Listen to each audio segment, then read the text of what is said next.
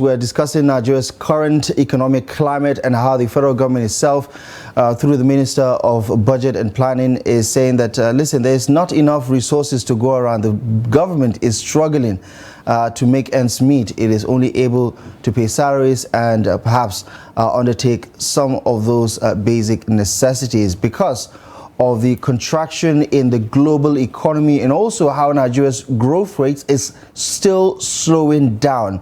Also, domestically, the fight to keep inflation down is also making things rather difficult for the government. So we're going to x-ray and unpack some of these developments to understand what is at the heart of the problem, especially with regards to government's inability to expand its revenue base and what some of those challenges are, and also what we have to do regarding cutting the cost of governance, which for the most part, according to most Nigerians, is really the elephant in the conversation. Join us to navigate some of these talking points is an economist, and he is here to help us navigate some of these issues. Yusha Aliyu is here for today's conversation on Daybreak. Good morning to you, and thank you very much for coming. Thank you very much, and good morning. Good to have you. First of all, let me just get your initial reaction to the minister's take that, listen, Nigeria's government is facing a cash crunch. There isn't enough to go around. They're barely able to stay afloat. What do you make of this statement? As an analyst, I have to look at when even the government came in May this year, and subsequently the removal of subsidy and the pronouncement by the president that he has made some savings for the economy, and he was even celebrating it. So now that the minister is trying to call the attention probably of the public that there is cash crunch or there is possibility of cash crunch, that also has to do with how you are looking at the economy in 2024. The economy is clear and visible that the government is well prepared to face the challenges of cash crunch. That is why we are expecting the highest budget in the history of Nigeria of above 26 trillion. So when you have all these parameters on ground, there is no need to worry much because you cannot expand the coverage of your cash liabilities to about 26 trillion, looking at the fact that you have the revenue to be accrued, you have additional funding coming from the World Bank, and if this is coming, definitely government, there is no cash that is enough for the government to be run, and probably there is no commitment also that is enough for the government, looking at the size of the economy, the size of the deficit, as well as the size of the performance of the economy. Right, but so are you essentially saying that the minister's statement is misplaced, or in a sense that he's crying wolf, that there is, based on their own projection, there is no need for him to be this worried? No, it's just a budget language, in my own opinion, based on the fact that there are negotiations for wage increase. So it is a good time for the minister to sensitize the labor that government doesn't have much money, so that whatever the labor is about bargaining for has to do with a certain limit of considerations. To me, that is how I look at it. So regardless of the situation now, we know that we have economic problems. Constricting economic development is biting hard, and a lot of people are feeling it. Even we are in the studio right now, you would accept that there's some things that, you know, you look at and you say, oh, where we train Nigeria. But amidst all of this, what are some of the issues that we have as a nation that is actually putting us in this kind of situation? The inability to control inflation. Nigeria is supposed to have been a stable economy. If you take Nigeria back in 2014, when the budget that was passed at that particular period was just 4.6 trillion, and Nigerian inflation was not as high as this. But some of us have already predicted that if certain conditions are not met, there is great chances of having this economic quagmire. Remember, there was a program we held a month ago here that I postulated that government must be careful in trying to moderate the exchange rate, the floating exchange rate, for many reasons. It is not a rocket science. If you are importing PMS, definitely you are looking for exchange values to import. And if at the same time the economy is exporting crude oil, and we are expecting crude oil to have value in the market by limiting the supplies by the OPEC, you are definitely increasing your revenues, but also increasing your foreign exchange provisions in an attempt to import. So there is need for moderation of the exchange rate. I call that it is good. And we discuss here that if care is not taken, we are going to have a very challenging economic situation where inflation will be rising, because you need to stabilize the price. But Mr. Yusha, how much of this is a domestic issue, and how much of it is based on how the global economy itself is performing? Because we know, globally speaking, there is a contraction as far as growth rate is concerned, whether it's in the US, whether it's in China, whether it's in the United Kingdom. We're talking about interest rates going up significantly. We're talking about slow, economic projections for growth, even in the well-to-do economies. So what is the correlation between the contraction in the global economy itself to what's happening here on the home front? The home front is domestic, domestic challenges. You cannot, you see, once you are managing an economy, that is why GDP is always concerned about the activities, the financial values of what you produce within.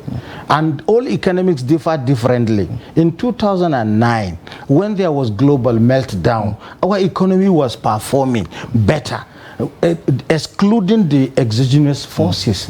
And that is why I am emphasizing that today the best way to handle the economy, you don't wait for any external policy to guide your economy. What you need to understand is to understand first the consumption pattern of your economy, second, the income grouping of your economy, third, you now look at the general price level of your economy.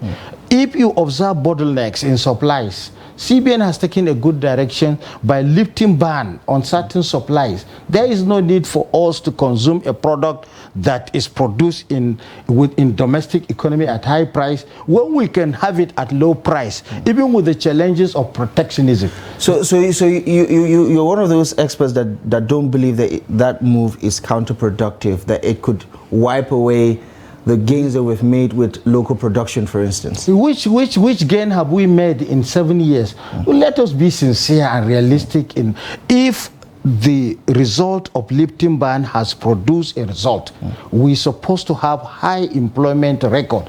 But this is a situation where the Bureau of Statistics asserted that over 133 million Nigerians, as at January 2023, are part of the general poverty line group in Nigeria.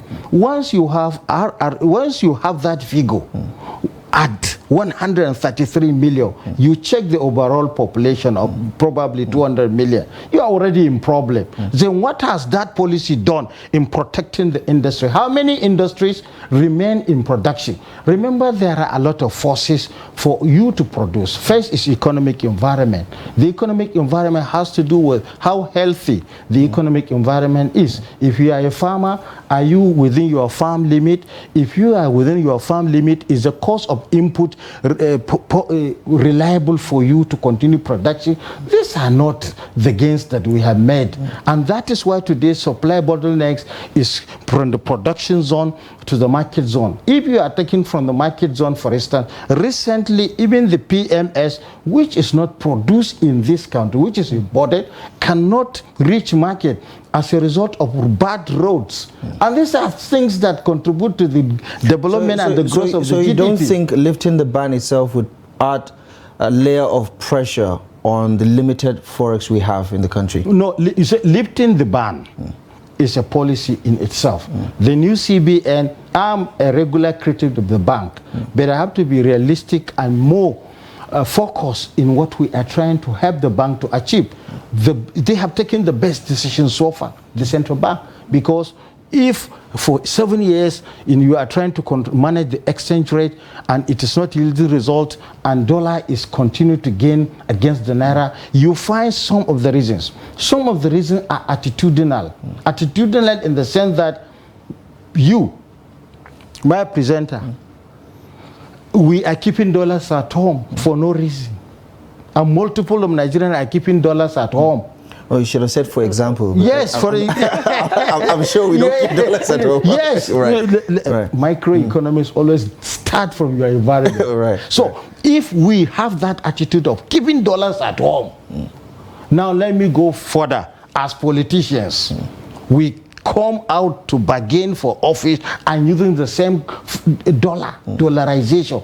These are things that will never allow exchange rate to be stable, not because of marketing or trade purposes. Remember, in trade, you have to meet certain requirements to import A, B, and C. And even by the lifting now, when we say lifting or ban, does not mean importing. Okay, so when that development happened, a lot of Nigerians were very excited about the lifting of ban for some of the items who have access to forex exchange.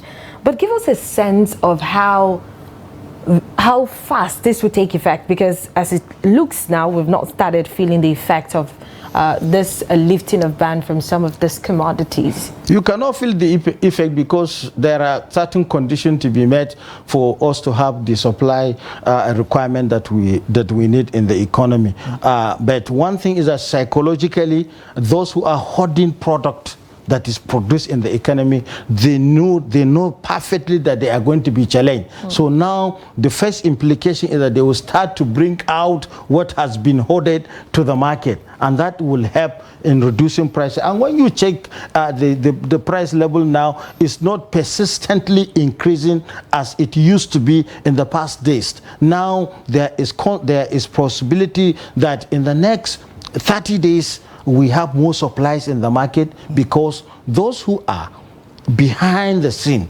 speculators also, but that will not solve the problem immediately. Remember, when policy is mentioned, there is a target and there are provisions. That provision must be met. The exchange rate provisions, like rightly pointed out by the bank, the floating exchange rate is not going to help completely the exchange rate requirement that the economy is looking for. Right, and you look at the body language of the Tinubu administration with its renewed hope agenda, with everything that it has done so far, with some of the reforms that it's trying to implement, some of the legislation that it's trying to put in place to unlock and open the Nigerian economy so that we could see a significant growth in the private sector, for instance, because that's where the administration is leaning towards because of the president's experience himself. You can see that he's a lot more liberal when it comes to some of those economic policies. Give me a sense of how they're doing so far vis-a-vis widening the revenue base, because at the heart of the issue is limited resources. And that's what the minister was trying to draw attention to. There's so much to be done, but there's so very little to cater to those demands, whether it's security, whether it's infrastructure, whether it's education, whether it's wage increment that the Labour Party, the Labour, organized Labour rather, is trying to negotiate as a result of the removal of fuel subsidy. There's just so much that needs to be done, but there's very little to go around. Give me an idea of what you make of what the administration has done so far, and whether it is good enough to give it room to make more as far as revenue is concerned. As far as revenue is concerned, is the revenue base. Once, you know, there are fundamental issues that we can deduct from the president agenda, economic agenda, in respect to taxation, taxing. There are issues in taxing, small scale and medium enterprises, or taxing the same industries with exchange rate that is probably dollar. But one fundamental things that I think the president is doing it well is calling the attention of investors to invest. And this investment has to go also with the primary function and probably priorities of the government. We need investment not only in agriculture but manufacturing, because most of the problem that the economy is facing in terms of inflation is coming from the good that we produce within the same economy. So if investors are coming to invest in fertilizer, which will make fertilizer to be costing lesser, so that producers can produce more through Dangote refining capacity, we are going to have an intervention that will help the general price stability of the economy. Not only that one, now the road networking, that is what we mean when we say supply bottlenecks in terms of road networking.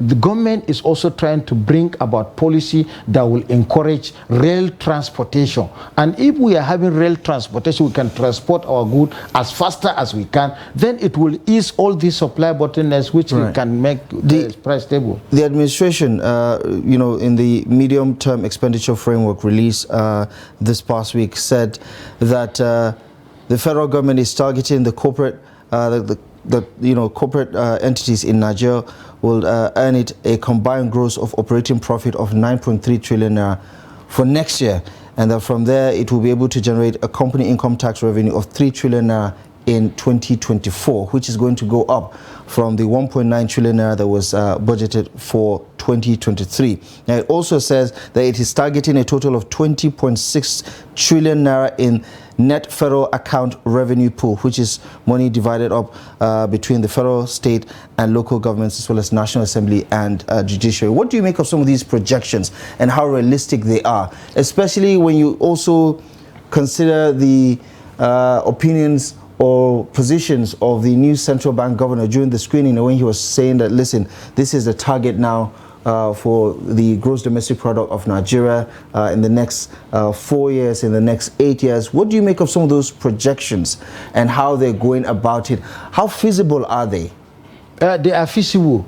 Personally, my opinion is that I am optimistic that the target will be reached. Fundamentally because experts that are required to be in the industry are there and they are preparing. Look at the tax base. Look at the production capacity. Look at also the subsidy, the accruals from the subsidy removers. So if we put all this together and we now look at the scope of the economy, especially when manufacturing is concerned, if Dangote begin to export, we are expecting more savings from the government. We are expecting more convenience in terms of supplies of PMS, even if it is around Lagos axis, which is 40% of the Nigerian economy. So these are things that are going to be real, and that is why from the background of this discussion, I disagree with the minister that the government is not going to be able to meet up with certain... So concerns about Nigeria being broke is just... No, Nigeria... It doesn't make any sense. Not just a sense. It is not even feasible. Looking at the size, it's Minister of Budget and National Planning. Last year's budget, the current budget is 20 trillion. And if the economy is projecting 26 trillion, then it means that government, the same institution, is aware of its own potentials, because you use your potential is a projection. But we also know that our debt servicing is very high. So it's the not debt servicing is very high, and it is a source of concern.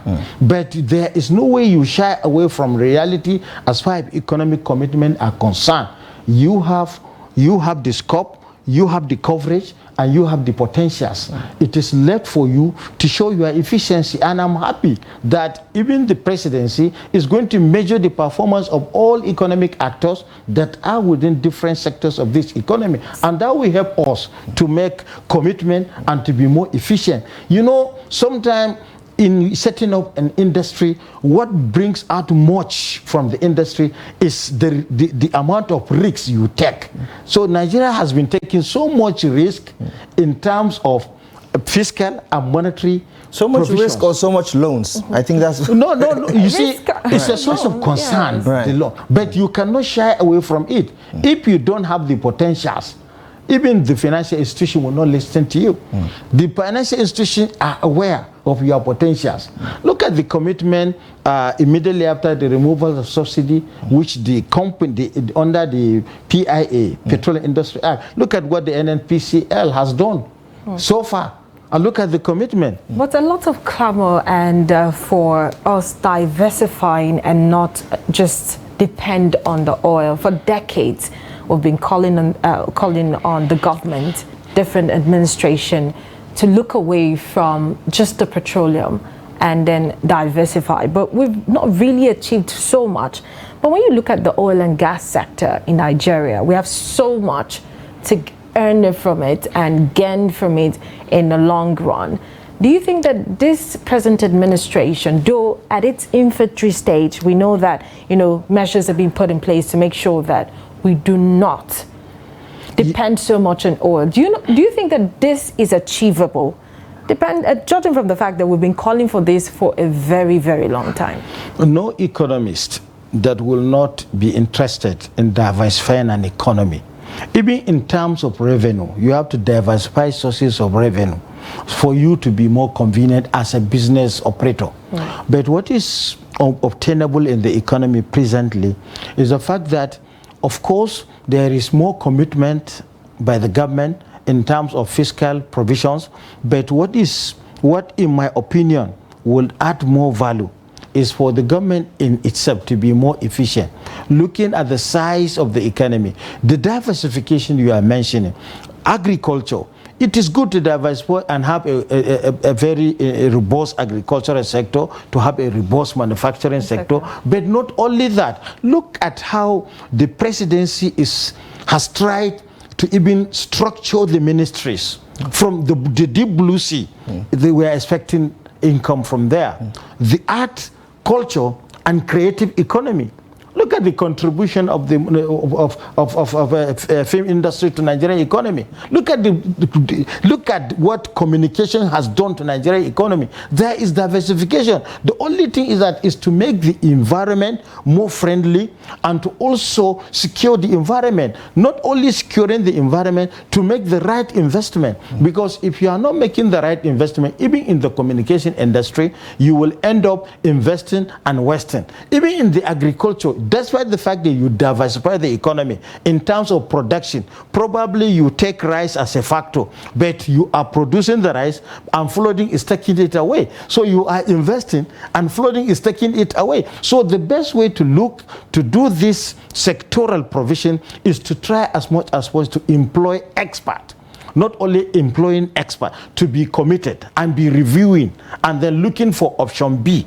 Because if dry farming is an option to wet farming, then it is important for government to make certain provisions. And I have seen that political will from Mr. President in trying to now encourage local farmers to go into dry farming, and right provisions are being made in terms of productivity and efficiency in that sector. So we also argue that, you know, there are efforts geared into making some of this happen, but the corruption seems to be, you know, biting so hard and digging its way into some of these efforts that have been made. Don't you think that, you know, the president or the people at the helms of affairs should be taking a look at the corruption more? Because yes, we have a lot of policies, a lot of things that make things easier for people who want to invest, who want to get into business, but the corruption at the end of the day just makes everything just go back to the way it used to. It has been a good factor militating against our development. But from the beginning of this administration, we have seen how central bank is being investigated. And that will create sanity in the financial sector. And with the recent appointment of the new EFCC board, based on his presentation in the National Assembly, he has the political will.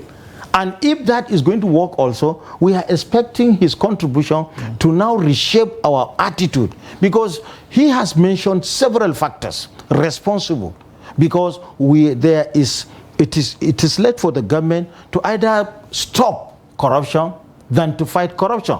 And it be based on his presentation, it is even cheaper for government to stop corruption using an option than to fight corruption with a bigger resources. So now it has been a challenge. And like I told you, the first thing to be done in trying to curb corruption is to try using the same VBN, bank verification number, to control the account of all responsible for managing our economy, and for all of them to declare their asset, because declaring asset does not start and end with the president and vice president alone. This will help us to identify, detect, and then control corruption. Yeah. For most Nigerians listening to this conversation, they'll say, listen, the elephant in the conversation is the cost of governance itself. You look at our overheads, you look at what we're doing, and starting with what's happening with the administration itself, the biggest Federal Executive Council we've ever had in the history of this country. Yes. That does not seem to signpost, oh, there's not money, because catering to the ministers, their remunerations alone, their allowances and all of that does, count, and it does show on our expenditure on a regular basis. And we also have to consider what Nigerians think is an aberration and an insult, perhaps, on the face of Nigerians, going by what is happening right now with the current economy, spending some 50-something billion now to procure SUVs for lawmakers in the National Assembly. Give me a sense of whether the government or the administration itself is trying to be honest about the reality of the situation with Nigerians vis-a-vis the resources available and how it is going about prioritizing those resources, because there seems to be double speak where Nigerians are made to believe that there is no money. But also, when you look at the expenditure, we're spending as if we do have the money, especially on some of these things that many Nigerians consider to be frivolous, for instance. You see, when you allocate so much to an arm of government, that warrant this kind of spendings. So it depends now on allocation of resources. Fundamentally in economics, if you want to get everything correctly, you have to know what, when, and how. And from the production possibility frontier, you either choose to produce butter for the civilian goods, that's representing civilian goods, or you produce gun, representing military. If you want to spend money in security, I don't see reason why a representative will have a SUV van of 160 million in the first instance. Most of them, a great number of them, don't even have a car of 4 million naira, which they are using to contest for election from one corner to the next corner of their own constituency. And now that they are in the National Assembly, that they're supposed to be interacting more with their communities. Do you understand? There is that money should have been channeled in other social ventures. So it's priority. This priority is what differentiates different economies. I'm not happy that much money is going in terms of welfare of few individuals. It's not. That is why we are getting it wrong. You find prime ministers joining commercial trend to be in the office, and nothing has happened to them. In fact, they even become more popular. So there is need to know our priorities. Not only priority in terms of investment, priority as a people, priority as politicians, priority as citizens. Like I am trying to buy a lot from the new EFCC chairman, that how can a civil servant, for instance, build a house in 4 months? What magic? And then why a retired civil servant will retire without a room? Why? So you have to check the excesses and you check also the deficit and try and strike a balance. That is what we require. Even in good economies, you try to strike a balance between monetary and fiscal policies. Fiscal policies, you know what is necessary. The government is 3 tiers. We have the federal, we have the state, and we have the local government. If you take the amount of resources being shared monthly, you know much resources is being shared for development purposes. It's not shared for welfare. And that is why in this forum, a month ago, I disagree with even the palliatives. I said, let us have working refinery. If the saving can make us to have refineries, we prepare refinery because if we refine product, it will help us to control inflation. There's much talk, Yusha, about the Oronshire report and whether the administration needs to consider that, because it does trim the government to something that is optimal, something that could be efficient. They say we have so many duplicating agencies, commissions, and functions that can help. That does not allow for very smooth running and also allows for wastages of resources. Do you think the administration should pick up that report, look at it, and also perhaps consider it in light of this financial crunch that we're talking about? You see, it is obvious that government differently come with different policies. It's not a rocket science. Once you have a size of the government known to you, you should also know the resources available, and you should know the right people. The way we are getting it wrong is not the high number of ministries, parastatals that militate us from having good governance. It's the right people to be placed at the right places. This technocrat is not meant to make a political compensations. It's an avenue where you now score political points. I want to achieve A, B, C, and D. How do I achieve them? I use parameter 1, 2, 3. When you use them, if there is no result, the scorecard will show you. Make a change. Many economists have succeeded in doing this. Let me give you an example. Best economists in the world, they have best policies of welfare to all the political class, and they are doing well. But some make sacrifices. Our own is that poverty of mind. I want to be a billionaire, and I don't want to sell salt. Even salt I am not selling, but I want to be billionaire. And I use political office as an avenue to become a billionaire. This is what is all stopping us from achieving our economic prosperity. Remember in 2020, President Buhari presented an appropriation act to the National Assembly, and he promised prosperity for the general majority of Nigerians. But up to now, instead of prosperity, what we are seeing is different issue. So now, I am of the opinion, I have no problem with the size of government, especially with the creation of ministries. Once you look at... You don't think that the government is bloated, is too big? No, government is not bloated. You see, let me give you corruption cases where a single individual, in an attempt to control salaries and wages, was found with over 117 billion. How do you corroborate that? You are making savings and you are taking it. These are the things that are real in this economy. Once you pay well and you put the right people to make decisions that will affect the economy. Before today, there is no efficiency in communication industry entirely. Only less than 1% of Nigerians have access to telephone, 090. But today, with policy, nearly half of Nigerians can communicate with each other. Personal businesses, personal issues is being controlled by the same communication, and money is being generated every second. This is what we are expecting in our agriculture. Why is Rwanda performing in agriculture? You make produce and you sell them at your own farm. These are things that we require. We coordinate.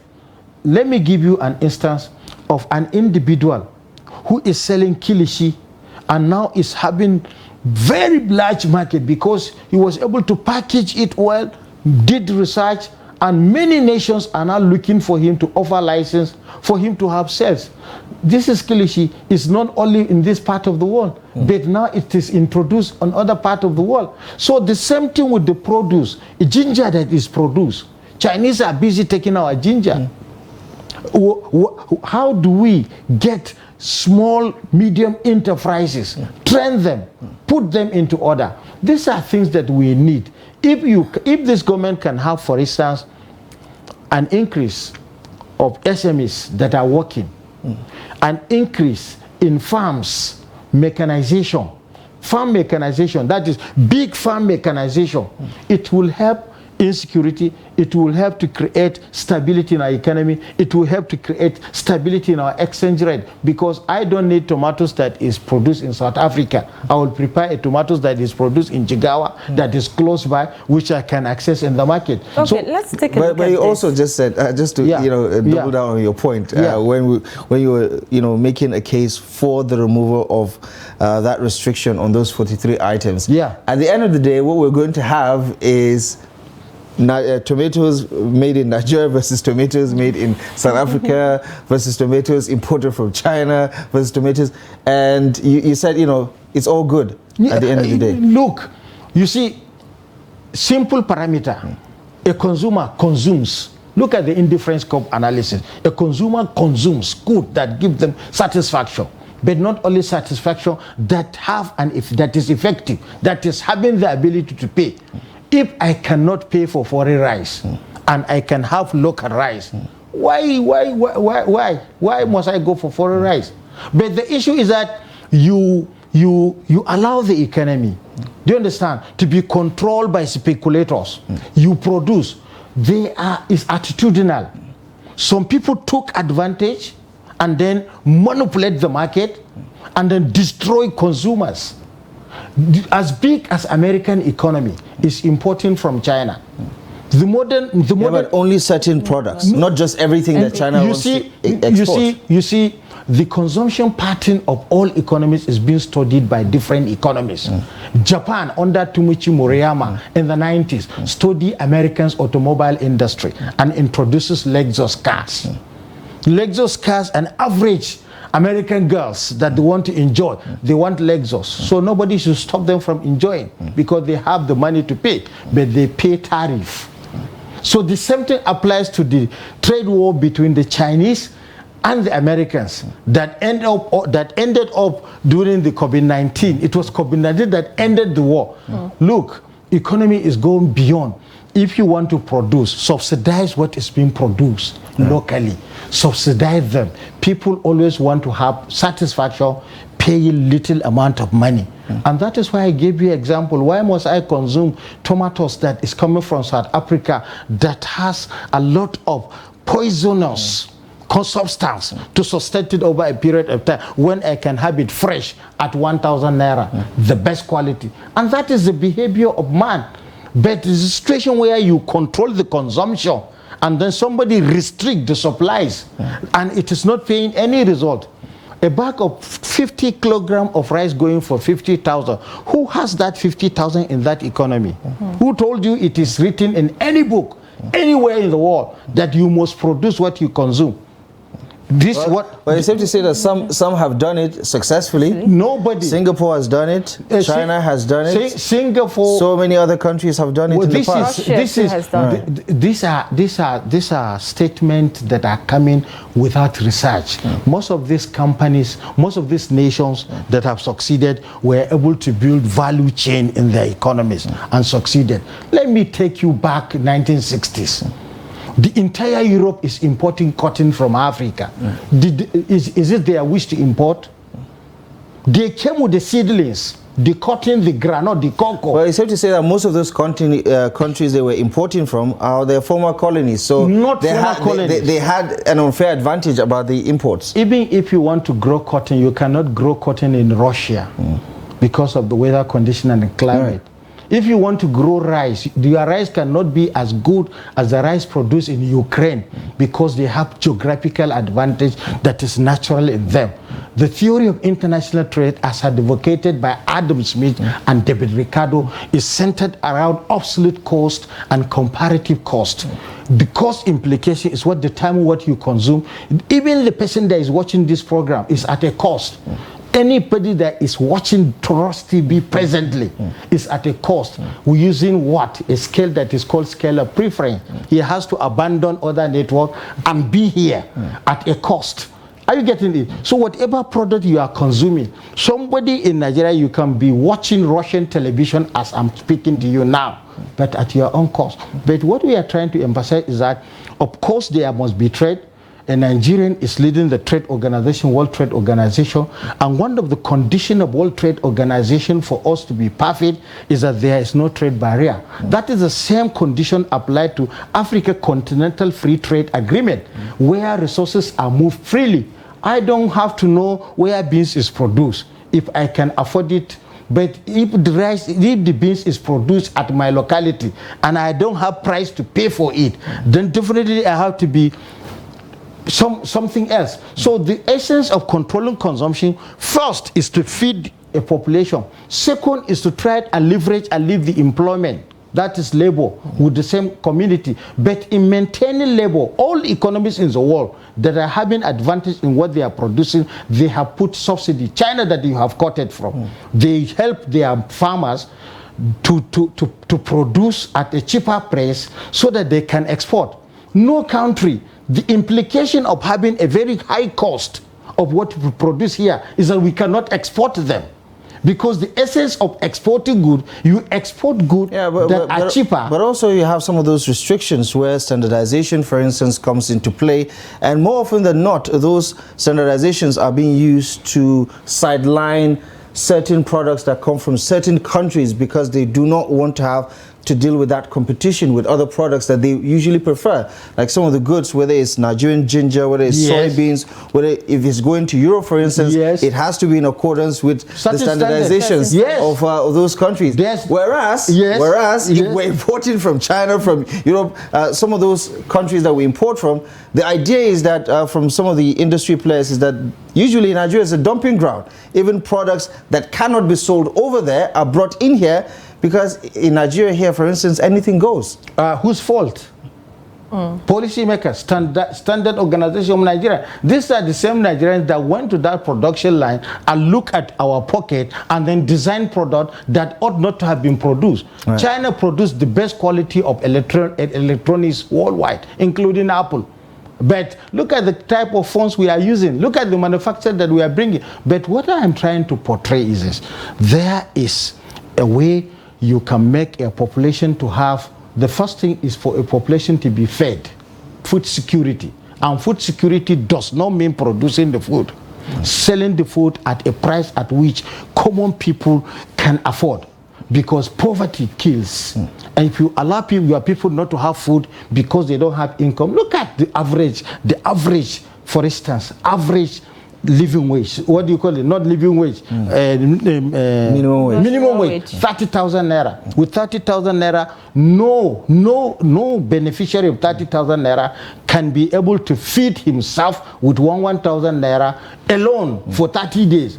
That is where the problem emanates. That is one. Second, if you insist that that same individual should go to farm and a fertilizer is costing 30,000 naira, how do you expect him to produce and sell at a lower price? It means tomorrow he will not be in the business. So there are factors that you do. Let me give you why you cannot close your border before you make capacity. A good example in Nigeria is cement industry. No, there has never been a policy of closing the border before cement is produced. But now Nigeria can supply the entire African continent with cement. But at what? At a higher price. So Nigerian cement cannot compete with the cement produced elsewhere in the international market. And that is why it is not dumping, but we are paying higher prices. And that is why our housing industry growth rate that is expected cannot be achieved. Because how many people have savings to go to housing and even to go to cement? This is one product. Okay. So we need to understand the consumption pattern, the type of good, and the size of the population, and the value of our currency. So just before you go, I know that some of these things we've talked about this morning rest on the hours of the federal government. Good. Well, you also talked about other tiers of government that we have. Yeah. We see other states, you know, different states in the country doing well, some are not so doing well. And for us to have, you know, like strike a balance or have this equilibrium where we do things that would touch the life of our citizens, the state government, the local government have to be involved.